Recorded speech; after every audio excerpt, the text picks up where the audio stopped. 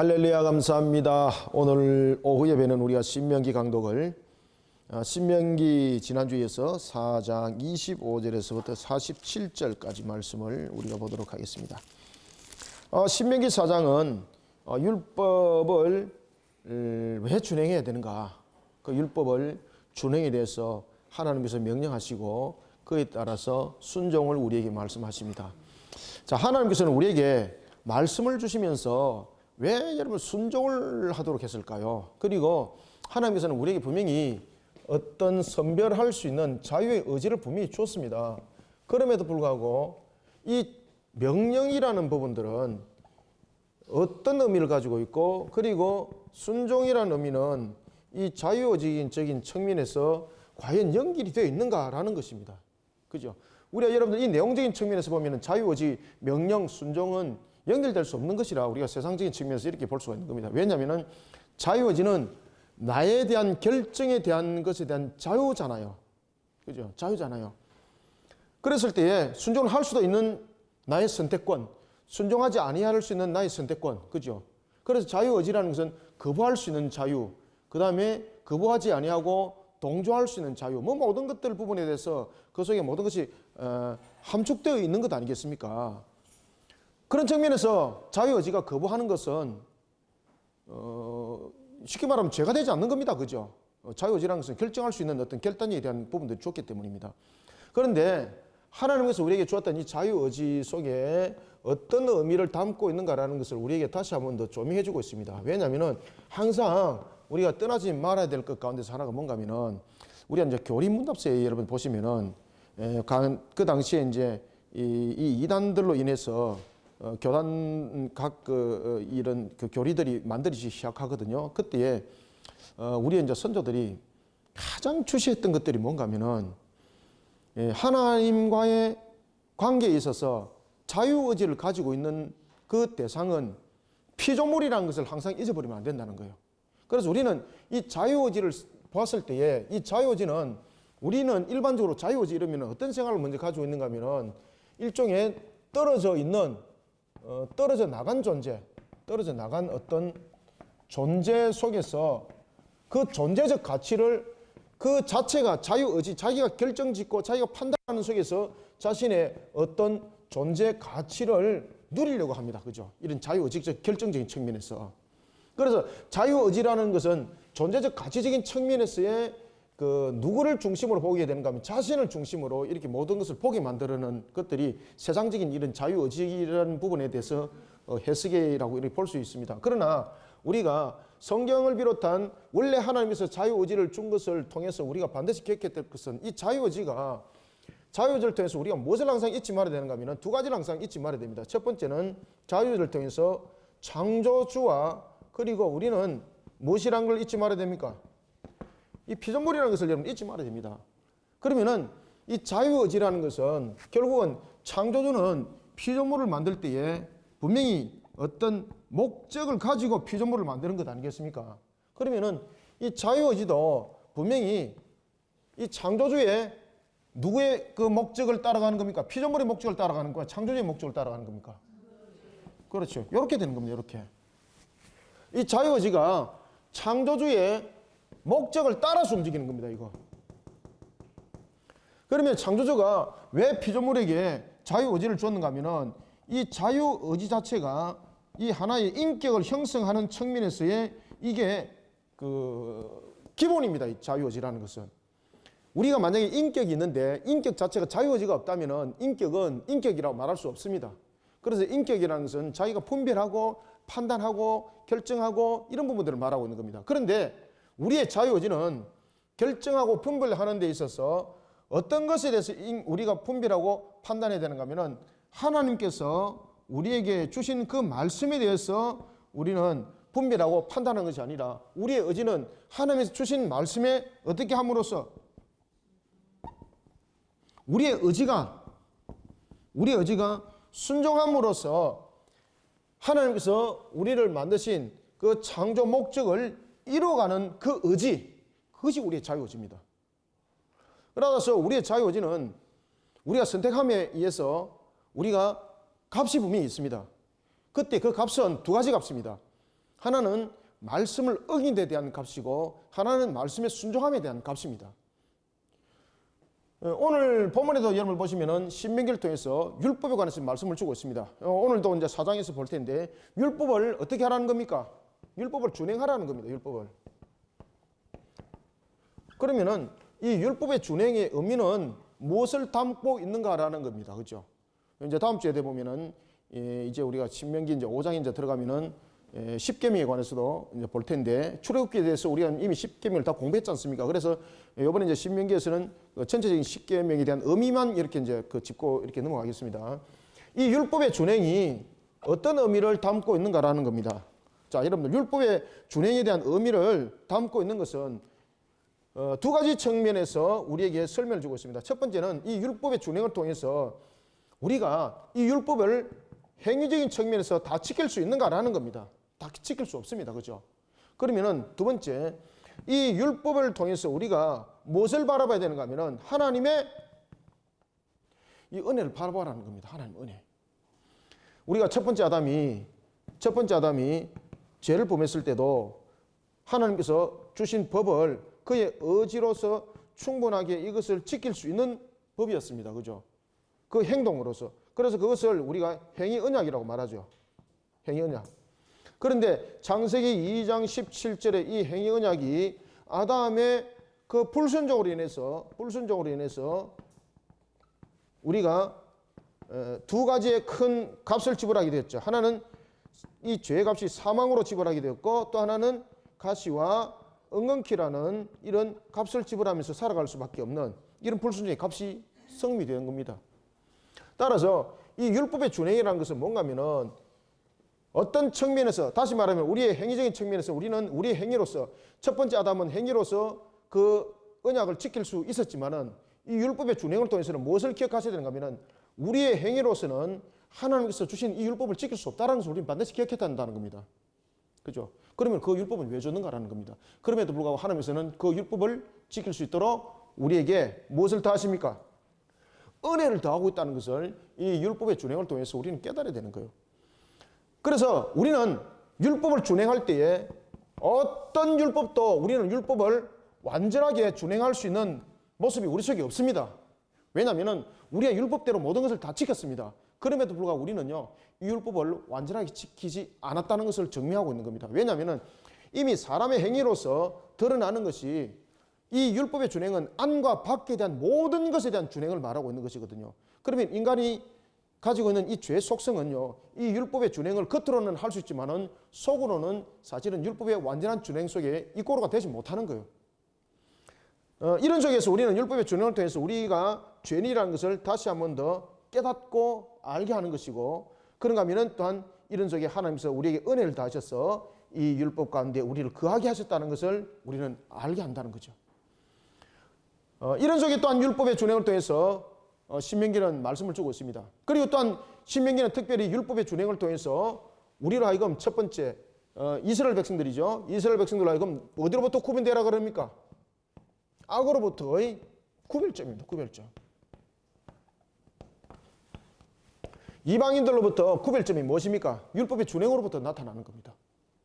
그래서 악으로부터 구별점입니다.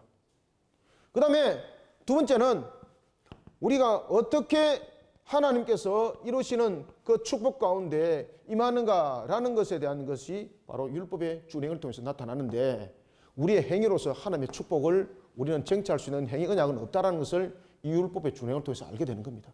그러면서 우리의 축복은 무엇으로 말미암다는 겁니까? 그렇죠. 하나님의 은혜를 통해서. 이런 부분들이 오늘 신명기를 통해서 우리에게 조명을 해주고 있는 겁니다. 모세는 첫 번째 설교를 이와 같은 전체적인 테두리적인 측면에서 우리들의 율법에 관한 부분들뿐만 아니라 이스라엘 백성들이 출애굽하여서 광야를 거쳐 그리고 가나안에 오기까지 그 과정들을 전체적으로 요약을 했고 서머리했죠, 그죠? 그리고 난 뒤에 이제 우리들이 가지고 있는 이 율법들이 어떤 개념을 가지고 있는가라는 부분을 첫 번째 설교에서 그가 이야기를 하게 되는 겁니다. 그리고 난 뒤에 두 번째 설교에서는 이제 실질적인 이 율법과 규례를 대표하는 것, 모든 613가지, 여러분 계명과 법도와 규례는 전부 다 613가지의 계명과 법도와 규례가 있죠, 그죠? 613가지의 계명과 법도와 규례의 대표적인 계명을 그가 두 번째 설교에서 이제 말하기 시작하는데 그것이 바로 십계명에 관한 내용입니다. 자, 오늘은 모세가 첫 번째 설교에 대한 마무리를 하는 입장이라 이래 보면 되겠습니다. 그리고 첫 번째 설교를 마무리하면서 이제 두 번째 설교를 이어가는 장면이 이제 4장에서 연출되어집니다. 자, 그것을 우리가 오늘 25절에서부터 43절까지 보고, 그리고 44절은 모세가 두 번째 설교하는 장면입니다. 이 44절부터는 5장 1절과 전부 다 연결되는 거예요. 아시겠죠? 그래서 44절부터는 모세의 두 번째 설교라 보시면 돼요. 이 부분들을 우리가 오늘 49절까지 해서 같이 함께 보도록 하겠습니다. 자, 이런 부분에서 우리가 이걸 안 뿌렸네. 자, 그래서 우리가 한번 안에 본문들을 읽어가면서 우리가 신명기 내용을 오늘도 한번 보도록 하겠습니다.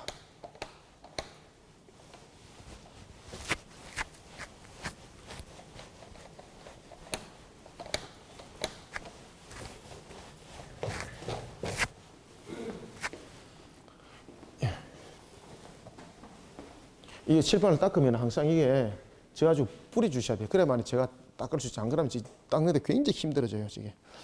자, 25절부터 28절까지 한번 읽겠습니다. 시작.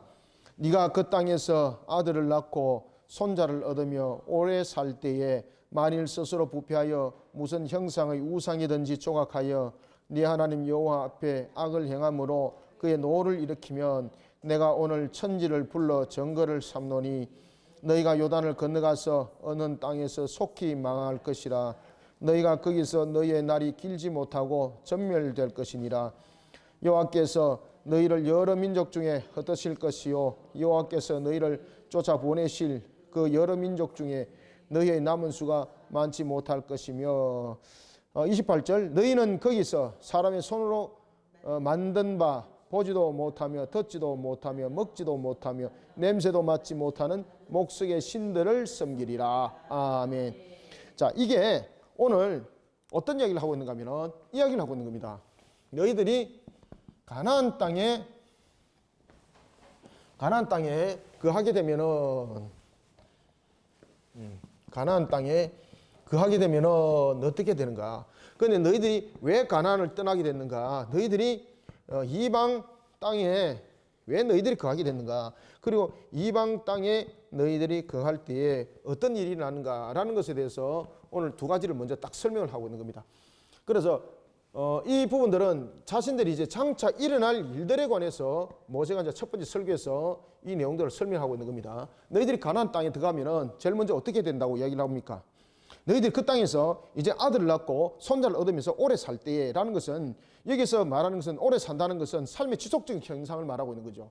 그러면은 이들이 가나안 땅에서 여러분 자신의 자녀를 낳고 손자를 낳고라는 것은 그 가나안 땅에서 자신들이 먼저 거주할 때의 그 어떤 삶에 대한 모습들을 이 속에 담고 있는 거죠.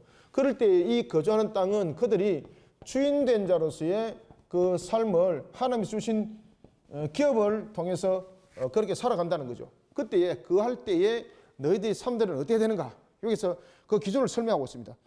자, 25절. 살 때에 스스로 부패하며, 그죠? 자, 스스로 부패한다는 것은 여러분 무엇입니까? 인간이 가진 죄 속성에 대해서 지금 그 이야기를 지금 바로 꺼내고 있는 거죠, 모세도. 인간에 대한 죄 속성의 부분에 대해서 우리는요, 가지고 있는 것이 스스로 거룩함이라는 것은 우리 속에 찾을 수가 있는 것이 단 한 건도 없습니다. 따라서 우리는 항상 하나님 안에서 녹아들지 못하고 인간의 죄로 인해서 우리의 조상이었던 아담호를 통하여서 증가되어진 그 죄는 우리의 죄의 속성이 되어버린 거죠. 죄가 우리의 속성이 되어버린 거죠. 그랬을 때에 우리 속에 나타나는 결과는요, 스스로 거룩함은 없습니다. 그래서 나타나는 결론 속에서 만약에 우리가 하나님 앞에 온전하게 무릎 꿇고 우리의 모습들을 신앙 속에서 자꾸 갖고 가지 못하면 우리는 거룩해질까요? 부패하게 될까요? 부패하게 되는 겁니다. 그래서 신앙은 우리가 무신론자들은 하나님이 없습니다 라는 부분에서 무신론자들은 이 무신론자들이 하나님만 없습니다만을 말하는 것이 아니라 실질적인 이 무신론자는 마귀에 의해서 마귀를 따라가는 세력들입니다. 그죠? 이방 신을 우상을 섬기는 그런 이방 신상을 섬기는 자들도 마찬가지입니다만은 무신론자들도 여러분 똑같습니다. 왜 그러냐면 무신론자는 하나님의 존재를 거부하는 거잖아요. 그렇죠? 그다음에 우상 숭배자는 하나님의 다양성 또는 하나님이 어떤 다른 모습으로 나타난다는 것을 지금 다양하게 설명하고 있는 것이 우상 숭배, 이방 신상에 대한 문제지 않습니까? 그럼 이 결국은 두 개가 묶어지는 것은 결국 뭔가 하면 여호와 하나님의 유일 사상들을 전부 다 썰어버리는 거죠. 그래서 우리가 하나님 안에서 우리가 하나님을 바르게 아는 것을 가르침 받지 못하게 되면요, 우리에게 나타나는 것은 스스로 부패함밖에 없습니다. 그렇기 때문에 율법을 가르치라는 거예요. 율법을 가르치는 이유는 무엇입니까? 우리 인간에 나타나고 있는 이 죄의 속성 속에서 그저 두게 되면은 우리가 하나님을 알 것 같지만은 스스로 부패함 속에서 우리는 거룩함을 쫓아가는 것이 아니라 결국은 타락을 쫓아가게 되어 있고, 결국은 우리가 나락에 떨어지는 그런 마귀의 사슬에 스스로 묶여서 끝나는 인생을 살아갈 수밖에 없는 그런 붙들림 속에, 그리고 그러한 세력들을 붙잡는 속에 사람은 살아나가는 스스로 부패한 존재밖에 되지 못한다는 겁니다. 그래서 오늘 보면은 아들을 낳고 살아갈 때 만일 스스로 부패하여, 그죠? 스스로 부패하여 무슨 형상을 만든다든지 그러면 안 된다는 거죠. 그래서 우리는 거주할 때에 자신의 삶에 대해서 살아갈 때, 주인된 자로서의 어떤 기업을 살아갈 때 꼭 우리가 무엇을 배워야 됩니까? 하나님을 알아가는 지식. 하나님을 알아가는 지식에 대해서 우리가 꼭 배워야 됩니다, 여러분들요. 그래서 우리는 무엇을 배워야 됩니까? 그래서 이게 지금 모세는 율법을 배우라는 거예요. 율법을 가르치고 또한 율법을 배우라는 겁니다. 하나님을 알아가는 지식을 우리는 배우라는 겁니다. 거주할 때에. 그래서 이런 것들을 알아가면서 우리가 무엇을 거주할 때 주인된 자로서의 삶과 함께, 그리고 이런 가나안 땅에서 살아갈 때에 하나님을 알아가는 지식을 통해서 우리가 무엇을 섬기지 말라는 겁니까? 어떤 우상의 신상도 만들지 말 것을 말하고 있습니다. 왜냐하면 우상의 신상을 만든다는 것은 결국은 하나님을, 첫 번째 하나님을 제한적으로 가두게 되는 거죠. 하나님을 제한적으로 우상의 형태를 가두게 되는 거죠. 그러면은 하나님의 어떤 무한성, 그 다음에 전능성, 전지성, 이런 부분들을 인간들이 태의 터두리에 맞춰 가지고 제한하고 한계를 끄어가면서 신을 하나의 어떤 저울 위에 달아보는 그런 모습들이 된다는 거죠. 그래서 우상의 신상들을 어떤 경우로도 만들지 마라. 왜냐하면 하나님의 어떤 하나님을 제한적 측면에서 보게 하는 것이고, 그 다음에 두 번째는 우상의 신상이라는 것은 결국은 하나님은 형상으로 우리에게 보여준 사실이 없는 거죠. 하나님은 여러분들 무한하신 분이기 때문에, 무한성을 가지고 계시는 분이기 때문에 우리는 유한성 안에서 유한성에서 무한성 안에 살아가는 거죠. 그래서 우리는 하나님에 대한 실체를 본 사실은 없어요. 다만 나는 하나님께서 자연을 통해서 여러 가지 일반적 우리에게 계시를 통해서 하나님에 대한 현현을 우리에게 표현해 주실 뿐이지 하나님의 모습을 직접 본 사실은 없단 말이에요. 그러면 하나님을 본 사실이 없지만 그것을 상상하여서 어떤 형상을 짓는다는 것은 하나님을 제한적으로 만들어버리는 역할을 하게 되는 거죠. 그러면 실질적으로 가지고 있는 하나님의 전능성이라든지 전지성이라든지 무한성이라든지 이런 부분들을 결국은 묻어버리고 없애버리는 속에 하나님을 제한적으로 만들어버리는 하나님이 되는 거예요. 그렇게 되면 어떻게 되는가 하면 하나님께서 하실 수 있는 일도 있고 나중에는 할 수 없는 일도 있고 이런 식으로 만들어져 나간다는 거예요. 그래서 신상으로 절대 만들지 마라. 그 다음에 두 번째는 우상 신상이 가지고 있는 것은 무엇을 말하고 있는 겁니까? 어떤 영적 존재를 새롭게 만들어가고 어떤 또 다른 신에 대한 존재를 설명하고 있다는 거죠. 그래서 하나님의 존재를 제한적으로 만든다면 두 번째는 또 다른 어떤 존재적 신을 설명을 하고 있다는 겁니다. 하나님 외에는 어떤 신도 존재치 않습니다. 여러분들 아시겠습니까? 그래서 우상을 절대 만들지 마라 이렇게 말을 하고 있는 겁니다. 총각하지 마라. 무슨 형상의 우상이든지 총각하여 네 하나님 여호와 앞에 악을 행함으로 그의 노를 격발시키지 마라. 노를 일으키지 마라. 26절 내가 오늘 천지를 불러 정거를 삼는다. 천지는 사람이 이게 왜 천지가 여러분 지금 정인이 됩니까? 여기서 여러분 보시면은 지금 정인을 세울 때 사람을 안 세우죠. 사람을 안 세우고 왜 천지를 세웁니까? 왜? 사람이 가지고 있는 지금 속성을 지금 이 속성적인 측면에서 지금 정인을 가지고 이야기를 하는 겁니다. 속성적인 측면에서 사람이 지금 정인이 될 수 있습니까? 정인은 무엇입니까? 정인이라는 것은 공의 속에서 세워진 것을 정의라고 말합니다. 정의는 공의만을 말해야 됩니다. 공의만을. 그러면 공의만을 말하려고 그러면 무엇이 없어야 됩니까? 거짓됨이 없어야 되죠. 그런데 인간은 우리가 인간의 죄의 속성으로 인해서 우리에게 거짓됨이 그 속에 있죠. 그러니까 실질적인 부분에서 정인의 자격이 있습니까? 없습니까? 없습니다. 그래서 율법에 보면은 하나님께서 정인을 세울 때에 한 사람으로서는 정인을 받아들이지 마라 그랬죠. 왜? 거짓말할 수 있기 때문에. 그래서 두세 사람의 정인을 두도록 합니다. 왜냐하면 두세 사람의 정인이 똑같은 이야기를 할 때는 증거가 될 수 있다는 겁니다. 그런데 둘이가 작당해서 짜서 거짓말할 수 있죠. 그때에 이 정인들이 거짓말했다면은 이 거짓말로 인해서 그 상대가 판결을 내려가지고 만약에 생명을 잃어버린 일이 있다. 그때에 이 정인들이 채택되었던 정인들이 돌로 먼저 치도록 하죠. 그리고 이것이 거짓이 판결되게 되면은 이 두 정인은 바로 똑같이 죽임을 당하게 되는 겁니다. 그래서 이 정인에 대한 것은 굉장히 중요합니다. 정인은 공의성을 가져야 됩니다. 그런데 인간이 죄의 속성을 가지고 있기 때문에 그 죄로 말미암아서 정인의 자격이 있습니까? 없습니까? 없다는 이야기입니다. 없다는 이야기입니다. 그래서 오늘 본문에 보면은 누구를 정의로 삼습니까? 정인으로 삼습니까? 천지를 정인으로 삼습니다. 천지. 하늘과 땅을 정으로 삼는 것은 무엇이 없다는 겁니까? 거짓이 없다는 거죠. 그래서 내가 오늘 천지를 불러 정인을 삼겠다는 것은 사람과 달리 천지는 변하지 않는 정인이라는 겁니다. 변하지 않는다는 겁니다. 사람은 변하지만은 천지는 안 변한다는 거죠. 그래서 이 속에서 나타내고 있는 것은 지금 무엇을 말하고 있는 겁니까? 공의를 말하고 있습니다. 공의. 정의는 그 자체가 공의로 된다는 겁니다. 공의로 된다. 그래서 사람은 거짓말을 할 수 있다는 거죠. 공의롭지 못한다는 거죠. 그래서 하나님께서 오늘 주시는 이 말씀을 통해서 정인을 삼을 때 사람을 정인을 안 삼다는 거죠. 천지를 정인 삼다는 거죠. 천지를 정인을 삼아가지고 너희들에게 이야기를 하겠다. 26절 너희가 요단을 건너가서 얻은 땅에서 속히 망할 것이다. 왜 망합니까?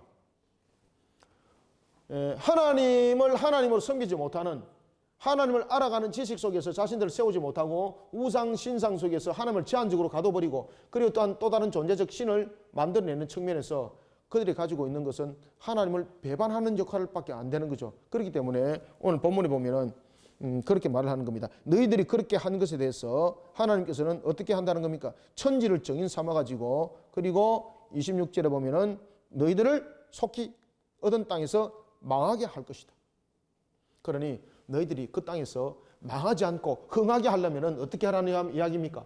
하나님을 알아가는 지식 속에서 너희들이 항상 가르침 받고 하나님을 아는 지식 속에서 너희들이 그 근본을 세워서 항상 그 말씀 속에서 순종하는 그 길들을 걸어가라. 그러니 하나님께서 명령하신 이 명령에 순종한다는 것은 결국은 어떤 삶을 살아간다는 이야기입니까? 결국은 복된 삶을 살아간다는 이야기죠. 복된 삶을 살아간다는 그 이야기를 하고 있는 겁니다. 27절 여호와께서 너희를 여러 민족 중에 흩으실 것이요. 여러분들 이들이 여러 민족 중에서 왜 흩음을 당합니까? 지금 가나안 땅에서 이와 같이 거주할 때 하나님께서는 그들에게 주인된 삶을 통해서 살아가도록 기업을 허락했습니다. 그러면서 그들에게 복된 땅을 살아가도록 하나님을 알아가는 지식을 줬습니다. 그죠? 얼마나 여러분 그들이 복됩니까? 그러면 이 속에서 그들은 하나님의 은혜를 발견하고 하나님을 깨달아야 되는데 그들은 오히려 어떤 짓을 했습니까?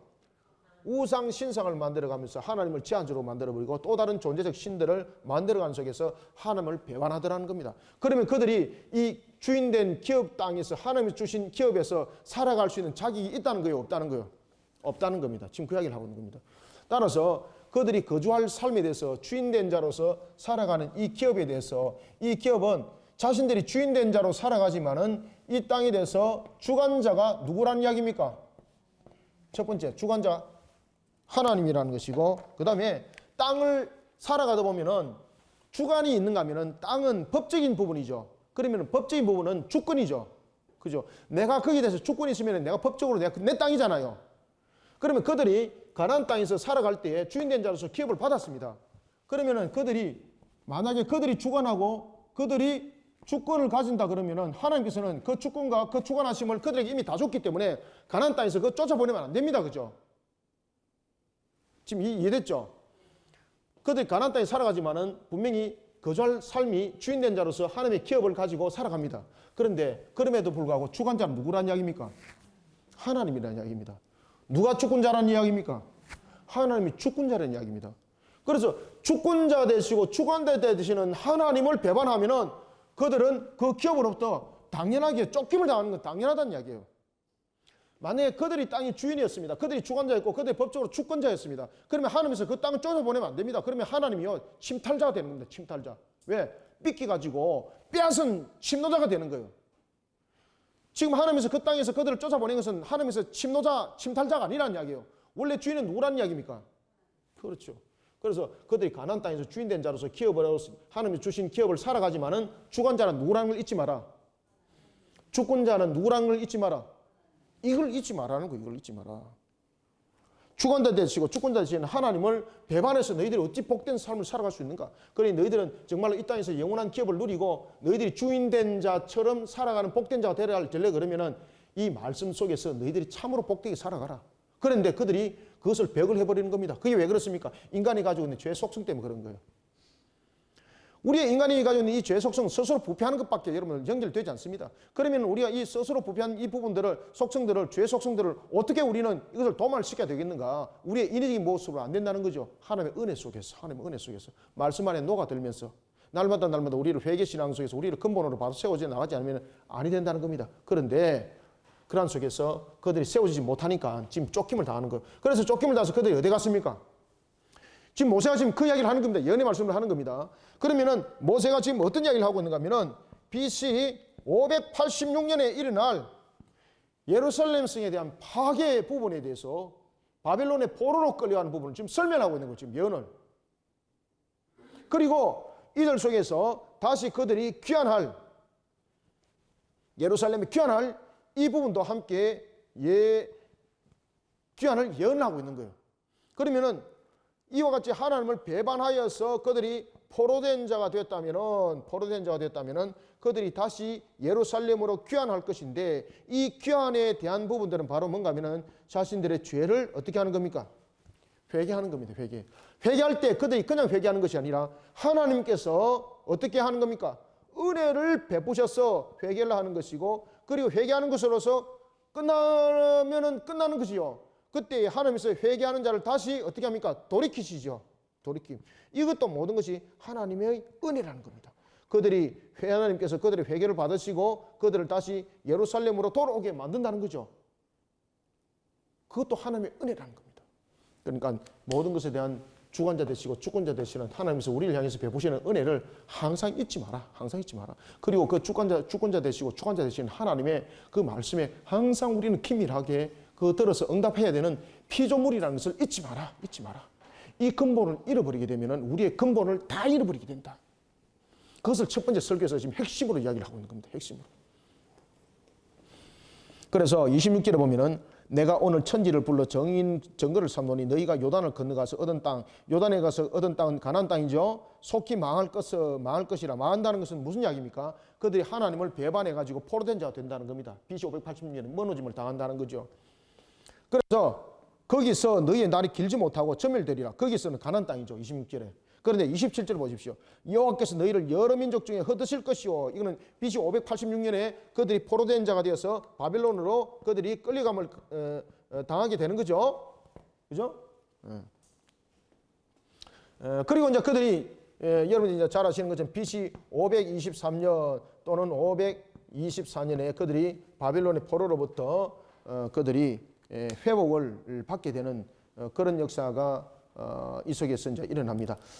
제일 처음에 그들이 이제 BC 605년에 그들이 첫 번째 바빌론의 포로로 끌려가고 597년에 두 번째 포로로 586년에 세 번째 포로로 끌려가는데 이때에 이 포로에 대한 귀환으로부터 나타났던 것이 BC 535년에 그들이 바빌론으로부터 그들이 포로로 끌려오게 되는 거죠. 이때 포로로부터 해방을 받게 되는 거죠. 그리고 이제 이들이 이때로부터 예루살렘이 이제 회복이 되고 그런 것이 예루살렘 성전이 BC 516년에 회복이 되는 겁니다.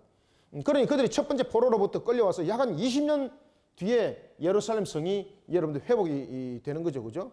회복이 되는 거죠. 그래서 이런 역사적인 내용들을 지금 이방 땅에서부터 설명을 하고 있는 겁니다. 그들이 바벨론의 성전이 회파되어서 바벨론의 포로로 끌려가고, 그리고 또한 그들이 하나님께서 은혜를 베푸셔서 다시 예루살렘으로 돌아와서 그리고 성전을 다시 회복시키는 BC 516년의 이 사건들을 지금 모세를 통한 예언을 통해서 이 내용들을 지금 역사적으로 지금 설명을 쭉 하고 있는 겁니다. 아시겠죠? 그죠? 이건 아닙니다. 이건 아닙니다. 그래서 제가 다시 썼습니다. 28절에 보면은 너희는 거기서, 여기서 거기는 어딜까요, 여러분들? 바로 이방 땅이죠. 이방 땅. 그들이 포로로 끌려갔던 바벨론의 포로 상태, 그죠? 바로 바벨론의 포로로 끌려간 상태. 28절. 너희는 거기서 사람의 손으로 만든 보지도 못하며 듣지도 못하며 먹지도 못하며 냄새도 맡지 못하는 목석의 신들을 섬기리라. 그러니까 이방 땅에 가서도 이들이 바로 지금 회개하고 돌이킴을 받는 것이 아니라 그 속에서도 보면은 아직도 회개하지 못한 자들이 있더라는 겁니다. 그런가 하면은 자 29절 보십시오. 그러나 중요한 것이죠. 그러나 네가 거기서, 여기서 거기는 또 어디입니까? BC 586년 이후에 끌려갔던 바로 이방 땅이죠. 바벨론에 끌려갔던 그 이방 땅에서 내용을 말하고 있는 겁니다. 거기서 네 하나님 여호와를 찾게 되리니, 찾는다는 것은 무엇입니까? 이 속에서 지금 BC 586년에 끌려가고 그리고 이들이 다시 BC 536년에 회복이 돼서 오기까지는 이 단계 속에서 무엇이 있었다는 이야기입니까? 회개가 있었다는 것을 말하고 있는 거예요. 회개.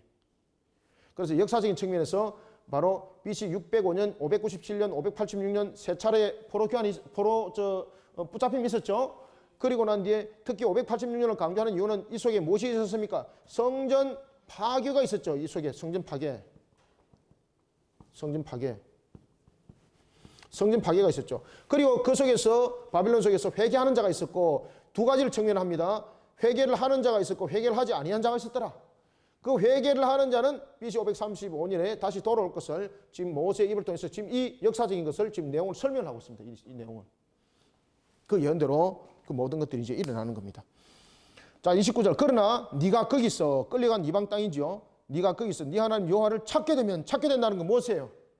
그렇죠. 회개. 결국은 우리가 돌아오는 것은 무엇입니까? 우리의 능력이 아니라는 거예요. 회개라는 거, 회개. 여호와를 찾게 되리니 만일 마음을 다하고, 첫 번째 뜻을 다하며 그를 찾으며, 그죠? 마음을 다하고 뜻을 다하고 그를 찾는 것은 무엇입니까?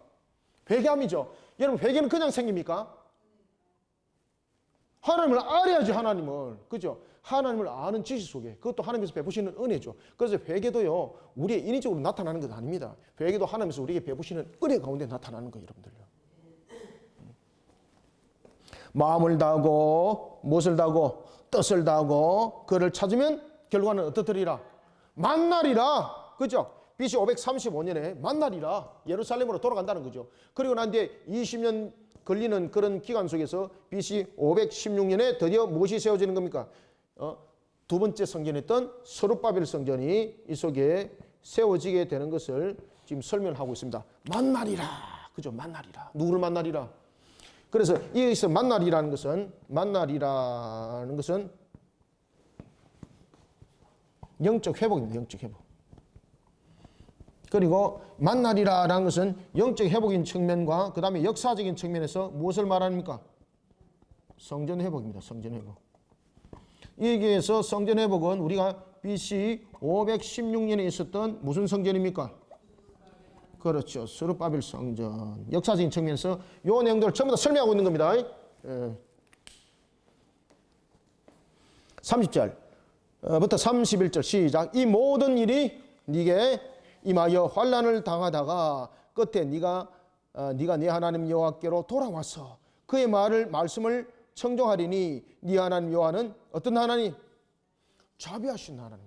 자비는 무엇이에요? 은혜의 하나님. 은혜의 하나님. 자비하신 하나님이시라. 그가 너를 버린다 안 버린다? 그렇죠. 너를 버리지 아니하시며 너를 멸하지 아니하시며 네 조상에게 맹세하신 언약을 잊지 아니하시리라. 아멘. 자, 여기서 이제 중요한 걸 말씀하시죠. 자, 하나님께서 심판할 때에 지금 이 부분에 대해서 우리의 종말의 심판이 아닌 일반적 측면에서 지금 징계적 역할을 가지고 있는 심판에 대해서 성격을 설명하고 있습니다. 자, 심판은 보면은 우리가 두 가지의 성격을 설명하고 있습니다. 심판에 대한 부분들을 우리가 볼 때에 택한 백성과 택하지 않은 백성. 자, 우리가 심판에 대해서 하나님께서 택하지 아니한 백성들은 심판은 무엇으로만 응답합니까? 멸망으로만 값을 말합니다. 그런가 하면은 두 번째, 심판에 대해서 하나님의 택한 백성은 두 가지 나타나죠. 처음에는 여기 대해서 불순종에 대한 값으로서의 징계, 분명히 징계 있습니다. 그 다음에 두 번째는 이 심판을 통해서 하나님께서 무엇을 단절시킵니까? 그렇죠. 맞습니다. 이게 중요한 겁니다. 이게 죄로부터 단절을 시키는 겁니다.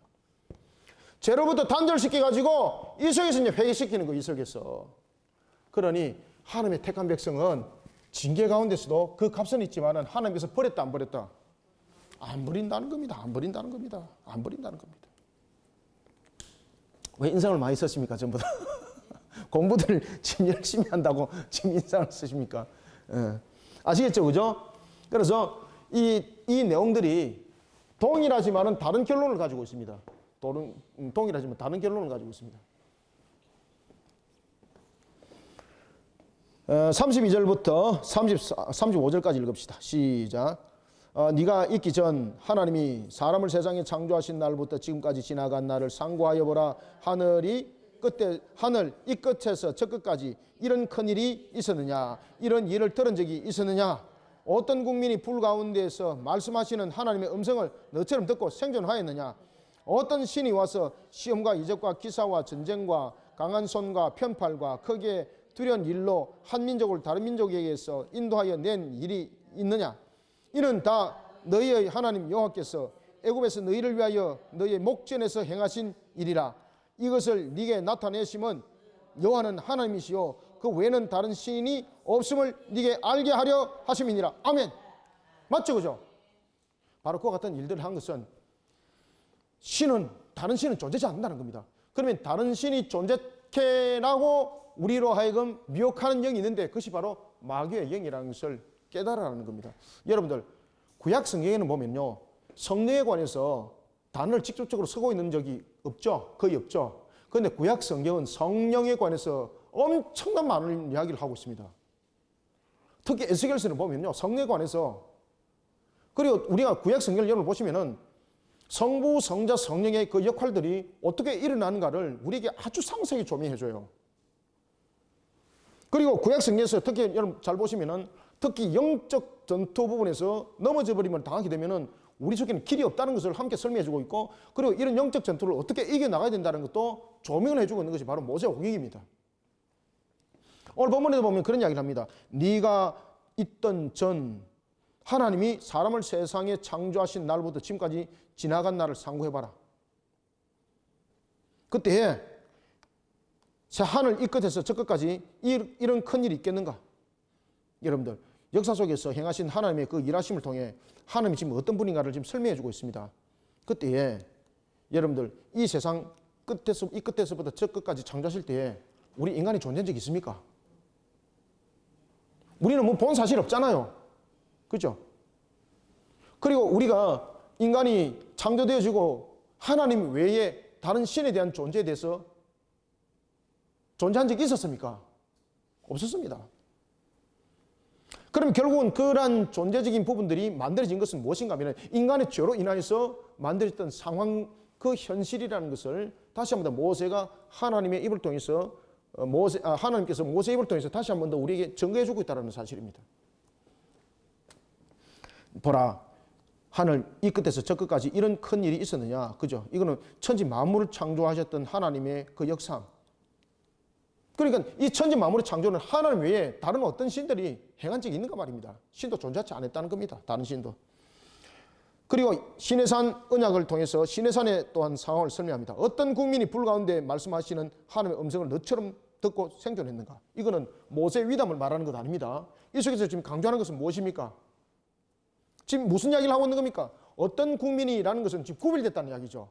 지금 여기서 어떤 국민이라는 것은 모세를 지금 말하고 있는 것 아니죠. 우리는 어떻게 생각하면 지금 모세를 지금 머릿속에 떠올 수 있잖아요.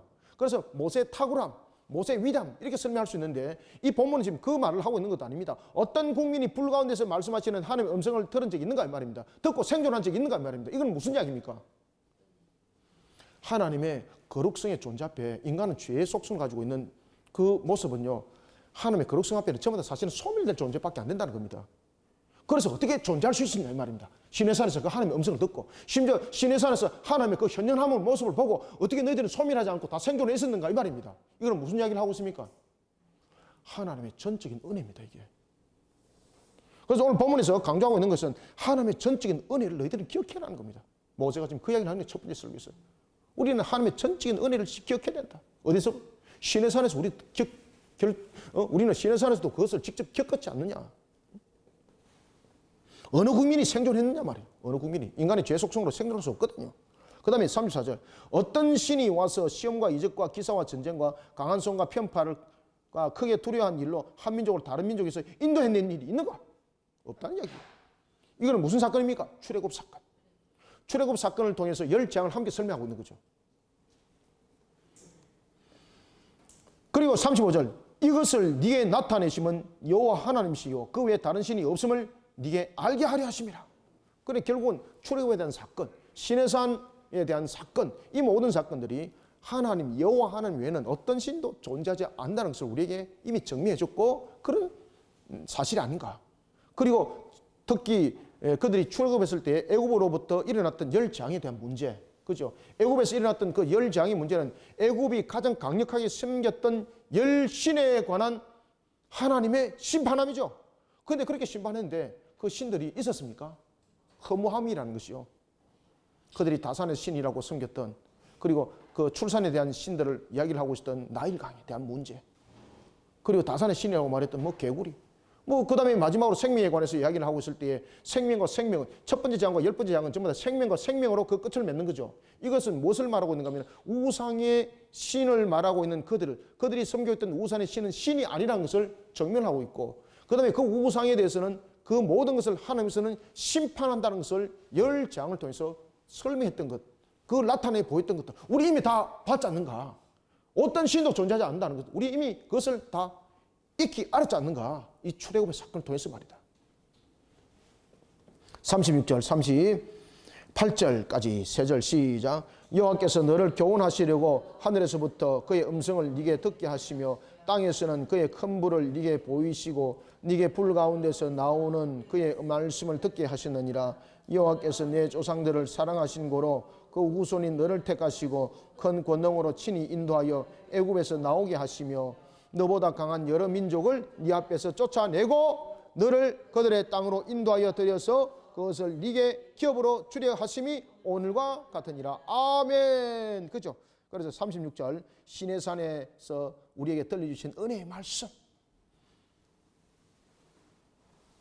그 모든 경고의 말씀들도 결국은 은혜의 말씀이었다는 겁니다. 그리고 우리는 그 하나님의 영광과 그 장엄하심을 우리는 보았지 않는가? 37절. 자, 하나님의 은혜의 선택입니다. 우리가 출애굽에서 광야를 거쳐 시내산 언약을 통해서 광야를 거치고 그리고 가나안에 우리가 이제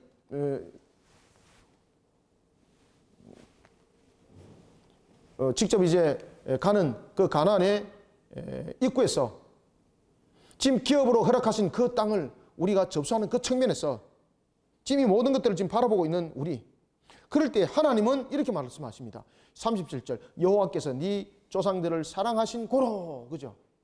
그러면 왜 사랑했습니까? 사랑함 받을 가치가 없다는 이야기입니다. 사실은 사랑하신 고로라는 것은 하나님께서 그 모든 것을 결정하셨음을 말하고 있는 겁니다. 우리는 하나님으로부터 사랑받을 수 있는 존재적인 어떤 내용들이 없습니다. 그들이, 여러분 보십시오. 400년 동안 그들이 애굽에서 종살이를 할 때 그들이 하나님으로부터 사랑받을 수 있는 조건이 단 한 가지로도 있었는가 설명을 해보십시오. 없습니다. 그들이 그 속에서 여호와 하나님 한 분만을 섬겼나요? 아닙니다. 그들이 출애굽할 때 무엇을 들고 나왔습니까? 온갖 우상들 다 들고 나왔습니다. 그죠? 하나님으로부터 사랑받을 짓 없습니다. 하나님께서 은혜를 베푸셨기 때문에 그들이 400년 동안 넘도록 그들이 그 속에서 자신들의 혈통을 지켰고 그 속에서 그들이 흩어짐을 당하지 않았던 겁니다. 그래서 여기서 하나님께서 사랑하신 고로라는 것은요, 하나님의 은혜를 말하고 있는 거예요. 하나님 은혜. 그런가 하면은 그 후손이 너를 택하시고, 여기서 무엇입니까? 은혜의 선택입니다. 은혜의 선택. 어떤 조건에 대해서 선택받은 것이 아니라 무슨 선택입니까? 하나의 선택입니다. 은혜의 선택. 그러니 우리가 구원받을 부분에 대해서 그 모든 것들은 우리가 하나님으로부터 사랑받을 어떤 짓을 했기 때문에 그런 것이 아니라 하나님께서 우리를 일방적으로 사실은 선택했던 겁니다. 그리고 하나님께서 우리가 하나님을 사랑할 수 있는 어떤 조건을 제시한 것이 아니라 하나님이 우리를 사랑하셨다는 겁니다. 여러분들, 저와 여러분들을 우리를 선택하실 때에 하나님이 우리를 사랑하셨기 때문에 선택한 거예요. 그런데 그때에 우리가 어떤 선한 행동을 했기 때문에 하나님이 우리를 선택한 것 아닙니다. 여러분들 착각하지 마십시오. 그래서 그것을 우리가 전적 은혜라고 말하는 겁니다. 하나님이 우리를 선택하는 것은 우리를 사랑하기 때문에 선택하는 겁니다. 그런데 그때 우리는 사랑하는 어떤 조건을 가지고 있었는가? 하나님이 우리를 사랑할 수 있는 조건 가지고 있는 건 단 하나도 없습니다. 우리는. 그래서 오늘 본문에 그 이야기를 하는 겁니다. 너를 교훈하시려고 하늘에서부터 그의 음성을 네게 듣게 하시며 땅에서는 그의 큰 불을 네게 보이시고 라고 말하면서 37절 네 조상들을 사랑하신 거로, 그 다음에 그 후손인 너를 어떻게 택하시고 라는 것은 은혜 선택. 아브라함과의 언약을 이행하는 측면에서 하나님의 의지적 결단도 말하고 있지만은 선택이라는 것은 우리의 어떤 행위로 이루어진 것이 아니라 하나님이 우리를 사랑하셨기 때문이고, 우리를 사랑했을 때에 우리가 하나님으로부터 사랑받을 수 있는 조건이 있습니까? 없습니까? 없습니다. 자, 보십시오. 우리가 어떤 행동으로 겉으로 선한 행동을 했습니다. 그러면 겉으로 볼 때는 하나님으로부터 사랑받을 수 있는 조건이 맞습니까? 맞습니까? 맞습니다. 그런데 인간의 속성을 딱 들어오니까 이것이 죄가 덮어진 상태에서 선한 행동은 이 가증스러움이죠. 완전함이 아니죠. 그런데 하나님으로부터 사랑받지 못합니다. 하나님께서 사랑받으려면요, 모든 부분들이 안과 밖이 전부 다 선함이라는 하나님의 속성과 연결이 돼야 됩니다. 지금 이해됐습니까? 그래서 우리가 겉으로 아무리 선한 행동을 하더라도 인간이 가지고 있는 이 죄의 속성이기 때문에 안과 밖이 함께 거룩성을 이루지 못하고 있기 때문에 하나님의 거룩성에 대해서 사랑을 받지 못합니다. 하나님의 전적인 은혜를 베풀지 않으면 안 된다는 이야기입니다. 그래서 너를 택한다는 것은 이런 중요한 의미를 가지고 있습니다. 그런데 이스라엘 백성들은 너를 택하고 라는 것에 대해서 지금 어떤 생각을 가지고 있었습니까? 우리는 누구의 혈통이다? 말도 안 되는 아브라함의 혈통. 아브라함 죄입니까? 죄는 아닙니까? 그러면 하나님 측면에서 선택받을 이유가 있습니까? 없습니까? 없다는 이야기입니다. 없다는 이야기입니다. 자, 그러면서 38절에 보면은 너보다 강한 여러 민족을 네 앞에서 쫓아내고 너를 그들의 땅으로 인도하여 들여서 그것을 네게 기업으로 주려 하심이 오늘과 같으니라. 자, 기업, 그죠? 주인된 자로서 기업을 줬죠. 그러면 주인된 자로 기업을 줬을 때에 분명히 이야기를 합니다. 기업을 받았으면 기업을 받은 자가 주관자가 되고 주권자가 돼야 됩니다. 법적으로. 이해가 됩니까? 그런데 여기서 기업은 그들이 주인된 자로서 기업은 받았는데 주관자는 누굽니까? 이걸 잊지 말라는 겁니다. 누가 주권자입니까? 이거를 잊지 말라는 겁니다. 여러분들에게 생업을 하나님께 줬습니다. 그 주관자 누굽니까? 그럼요. 그 주권자가 누굽니까? 하나님을 잊지 말라는 겁니다. 법적으로는 여러분들이 집 문서가 여러분들 이름으로 됐을지라도 그것은 하나님에서 우리에게 허락했을 뿐입니다. 이 주권과 주관하심에 대해서 잊지 말으셔야 돼요, 여러분들요. 이 주권과 주관하심에 대해서.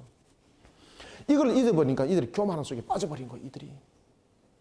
모세가 지금 그 이야기를 하는 겁니다. 그래서 모세가 이 사건을 통해서 이미 장차 앞으로 일어날 이런 BC 586년과 BC 535년, 36년, 그리고 BC 516년 사건들을 지금 그 입을 통해서 예언하도록 하는 거죠.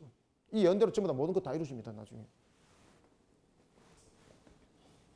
너보다 강한 민족을 네 앞에서 쫓아내고 그들의 땅으로 인도하여 들여서 그것을 네게 기업으로 주려 하심이 오늘과 같았다.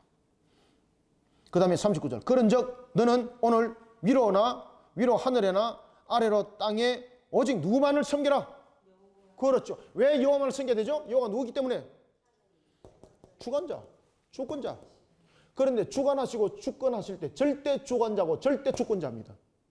오직 유일하신 신으로서의 주관자고 유일하신 신으로서의 주권자입니다. 이걸 너가 인지하고 인정하라는 겁니다. 그것이 우리의 방금 지어버렸네. 아까 전에 그것이 우리의 자유의지 속에서 나타나야 될 문제들입니다. 이해가죠? 자, 39절 40절 별표를 치고 함께 읽습니다. 시작. 그런즉 너는 오늘 위로 하늘에나 아래로 땅에 오직 여호와는 하나님이시요 다른 신이 없는 줄을 알아 명심하고 오늘 내가 네게 명령하는 여호와의 규례와 명령을 지키라. 너와 네 후손이 무엇을 받아? 복을 받아 네 하나님 여호와께서 네게 주시는 땅에서 어떻게? 한없이 오래 살리라. 이게 하나님 마음이에요. 이게 하나님 마음이야. 아멘. 아시겠죠? 한없이 오래 살리라. 한없이 축복받기를 원하시는 것이 하나님의 속성이에요. 이게 지금 모세가 하나님의 속성을 정확하게 지금 표현하고 있죠. 한없이 살리라는 건 무엇입니까? 하나님께서 가나안 땅에서 보여주는 그 축복이 우리의 한없이 임하기를 원하는 것이 하나님의 속성이에요. 속성. 그런데 그 속성을 발로 두고 찼죠. 인간의 불순종으로. 그죠? 자, 41절부터 43절 읽습니다. 시작. 그때에 모세가 요단 이쪽 해 돋는 쪽에서 세 성읍을 구별하였으니 이는 과거에 원한이 없이 부지 중에 살인한 자가 그곳으로 도피하게 하기 위함이며 그 중 한 성읍으로 도피한 자가 그의 생명을 보존하기 위함이라. 하나는 광야 평원에 있는 베셀이라. 르우벤 지파를 위한 것이요 하나는 길랏 라못이라. 갓 지파를 위한 것이요 하나는 바산 골란이라. 므낫세 지파를 위한 것이었더라. 아멘. 자, 그때에 하나님께서 인간의 죄 속성으로 인하여서 일어나는 상황들 가운데서 자, 부지 중에 일어나는 살인죄가 있습니다. 그렇죠? 부지 중에서 일어나는 그 외의 살인죄는 분명히 그 생명으로 값을 지불하게 되는 겁니다. 그렇지만 부지 중이라도 일어나는 의식을 하지 않은 그런 고의적인 아닌 그런 부분에 대해서 어떻게 되는가? 도피성을 허락했다는 겁니다. 그래서 요단 동편에 3개, 요단 서편에 3개, 6개의 총 도피성을 허락했는데 요단 동편에 3개를 두었던 것은 세 지파를 위함입니다. 하나는 르우벤 지파, 하나는 갓 지파, 하나는 므낫세 지파를 둔 것이다. 왜 그런가 하면은 요단 서편에 6개를 다 두게 되면은 이들이 강을 건너와야 되는 거잖아요. 그러면 건너오다가 전부 다 부지 중에 고의적인 아닌적인 측면에서 이런 일들을 사고가 벌어진 사람들이 건너오다가 그 도중에 죽임을 당하게 되면은 이거는 또 문제가 복잡해지는 문제가 되는 거죠. 그죠? 그래서 하나님께서는 어떤 측면에서도 제2, 제3의 문제들에 대해서 어떤 죄를 범하지 않도록 도피성을 허락하신 거예요. 그런데 문제는 이 도피성이 가지는 역할입니다. 모세도 이제 그 이야기를 했죠. 이 도피성이 가지는 역할은 뭔가 하면 분명히 값이 있다는 겁니다. 값, 반드시. 우리가 고의 중에 만약에 살인했다면 그것은 분명히 생명의 값입니다. 그런데 고의적인 아닌 자신이 원하지 않았지만은 불의의 사고로 예를 들어서 이제 그 이야기를 합니다. 나무를 캐려고 도끼를 들러 툭 들었는데 도끼가 푹 빠져가지고 뒤에 사람이 맞아서 사망했다. 야, 이거 정말로 황당하잖아. 그죠? 그랬을 때도 그건 값이 있다. 그 생명을 잃게 했기 때문에 값이 있다. 그래서 도피성을 벗어나면 안 된다. 그 도피성으로 피해가지고 재판을 분명히 받아라. 재판을 받을 때에 그 도피성에 있을 때에 제사장이 그 속에 있는 제사장이 자신의 값이 되는 거다. 그 제사장이 죽지 않은 상태에서 도피성을 벗어나게 되면은 그는 값을 지불하지 아니한 관계로 그 부지 중에 행했던 행동이라도 그는 도피성을 벗어난 즉시 그의 생명은 없다. 죽임을 당해도 값을 묻지 않겠다. 그죠? 그렇지만은 제사장이 그 속에서 죽음을 맞이하게 되면은 제사장이 전부 다 대속의 값이 되는 거죠. 그리고 그는 제사장의 죽음으로서 자유함을 얻게 된다. 이 도피성은 대표적으로 십자가에서 예수님의 죽으심에 관한 부분들을 또한 예언을 하고 있는 겁니다. 자, 이런 부분들을 신명기 4장을 통해서 모세가 첫 번째 설교를 통해서 이야기를 해주고 있는 겁니다. 자, 그리고 이제 44절부터는 두 번째 설교가 이제 본격적으로 이제 일어나게 되는데 이 두 번째 설교는 이제 다음 주에 있을 바로 십계명과 연결이 되겠습니다. 자, 본문을 읽고 제가 마무리를 하고 그 다음에 제 5장에서 다시 한번 설명해 드리겠습니다. 자, 44절부터 49절까지 한번 읽읍시다. 시작. 모세가 이스라엘 자손에게 선포한 율법은 이러하니라. 이게 무엇입니까? 모세 두 번째 설교다 이 말입니다. 모세 두 번째 설교. 모세는 총 몇 번의 설교를 합니까? 유언 설교를 3번의 설교를 합니다. 첫 번째 설교는 이와 같이 모든적인 측면에서 서머리를 하죠. 요약적인 측면에서 이야기를 합니다. 그들이 출애굽을 했던 내용들, 그 다음에 율법이 어떤 성격을 가지고 있고 우리가 이 속에서 정말로 어떤 상태로 가야만이 복된 자가 된다는 것을 전체적인 부분에서 요약을 하고 그 다음에 세부적인 설교로 들어가는 겁니다. 지금 이게. 자, 읽습니다. 모세가 이스라엘 자손에게 선포한 율법은 이러하니라. 45절 시작. 이스라엘 자손이 애굽에서 나온 후에 모세가 정언과 규례와 법도를 선포하였으니 46절 요단 동쪽 벳부올 맞은편 골짜기에서 그리하였더라. 이 땅은 헤스본에 사는 아모리 족속의 왕 시온에게 속하였더니 모세와 이스라엘 자손이 애굽에서 나온 후에 그를 쳐서 멸하고 그 땅을 기업으로 얻었고 또 바산 왕 옥의 땅을 얻었으니 그 두 사람은 아모리 족속의 왕으로서 요단 이쪽 해 돋는 쪽에 살았으며 그 얻은 땅은 아르논 골짜기 가장자리의 아로엘에서부터 시온산 곧 헤르몬산까지요. 요단 이쪽 곧 그 동쪽 온 아라바니 비스가 기슬 아래 아라바의 바다까지이니라. 아멘. 자, 49절에 비스가는 어디입니까? 여리고가 마주 보이는 장소입니다. 모세가 자기의 죽음을 맞이하기 전에 올라갔던 산입니다. 이게 죽음을 맞이하기 전에 올라갔던 산입니다.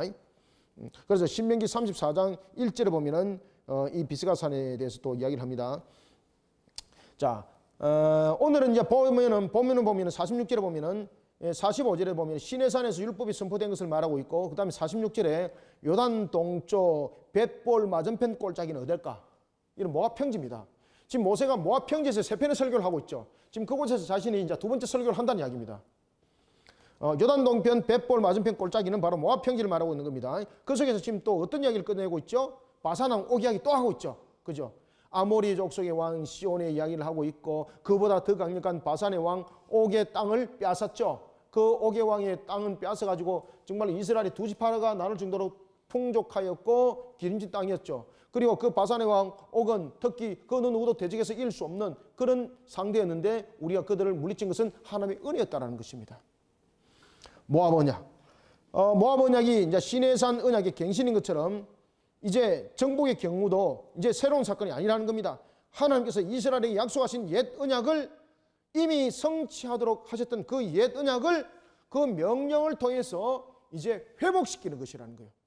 그래서 가나안 정복 전쟁을 이렇게 너희들이 기억하라.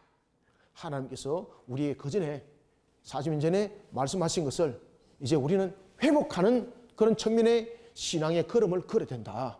아시겠죠? 그래서 전쟁의 개념이 아니라는 겁니다. 무슨 개념? 하나님의 언약을 회복시키는 것.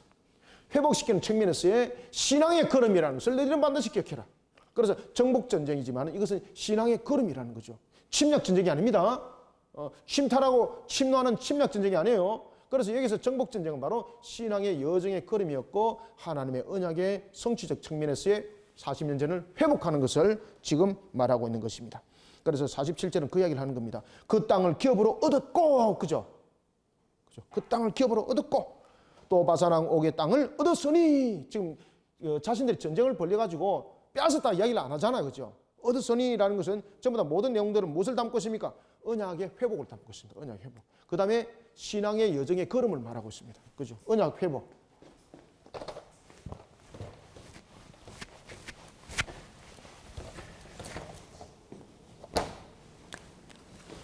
첫 번째는 언약에 대한 회복을 말하고 있고, 두 번째는 신앙의 걸음을 말하고 있습니다.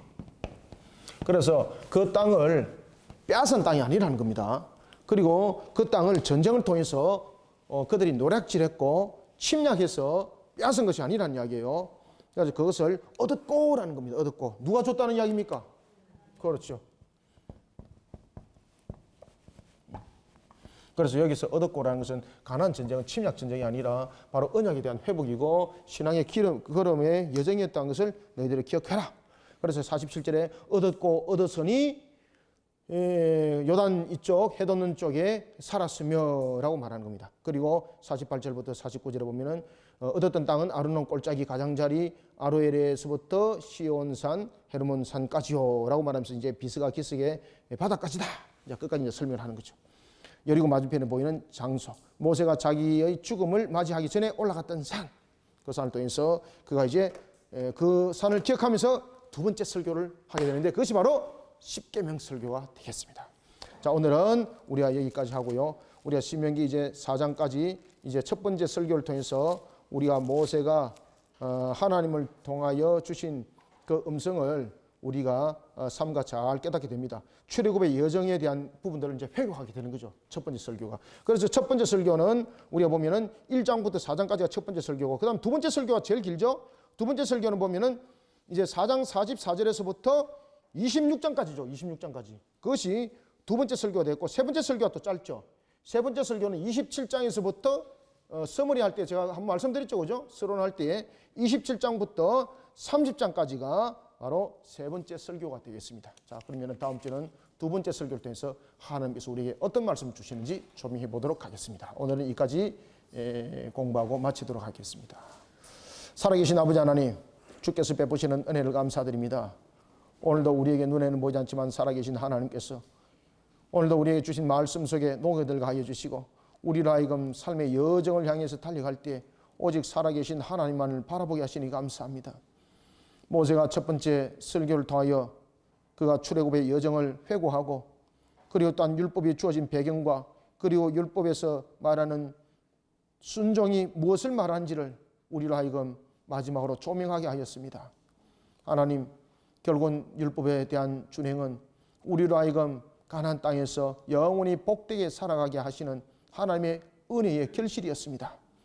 오늘도 주께서 우리에게 명한 것은 규제가 아니라 우리로 하여금 더욱더 복되게 번성하는 길로 인도함인 것이고, 그러한 속에 우리로 하여금 마귀에게 미혹당하지 않도록 길을 열어주어 조명하는 것이니, 오늘도 우리는 삶과 하나님의 말씀에 잘 깨닫고 하나님을 더욱더 알아가는 속에 바른 교리와 바른 말씀을 통하여 주님의 길을 가게 도와주옵소서.